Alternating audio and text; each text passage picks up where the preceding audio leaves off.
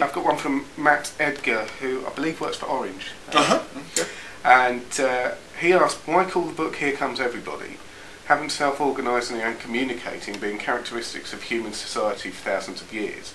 So his question is really, is technology really changing people's behaviour or simply making existing behaviour more visible online? Well, there's a famous philosophical distinction between difference in degree and difference in kind.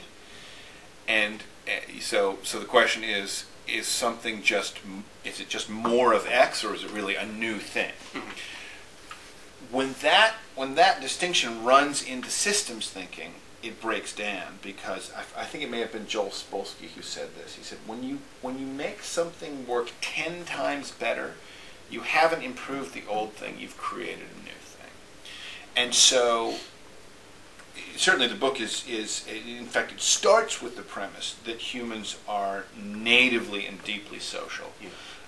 That these tools are ways of expressing that bit of human nature.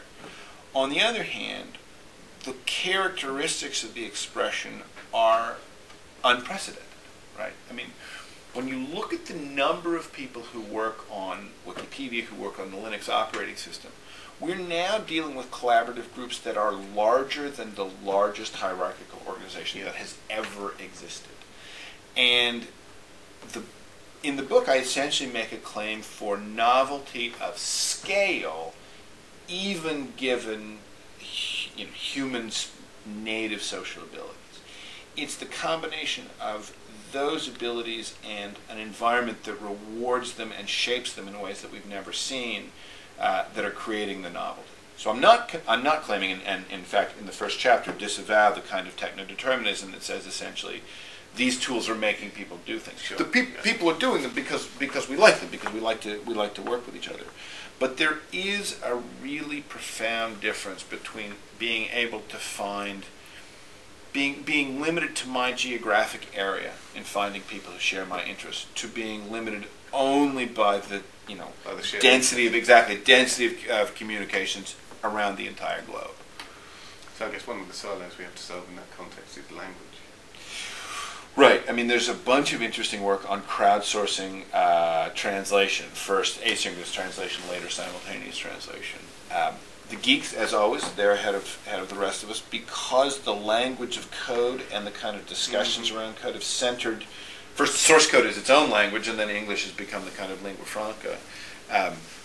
You get this very curious phenomenon, which is small global organizations. We're used to thinking of, you have a company, and then you can have a regional company, and then a national company, and then global company is the biggest kind, right? Linux, the day Linus talked about doing this, he got answers from all around the world. He got answers from Austria, from New Zealand, from California. So he started with a 5-person global operation. Yeah.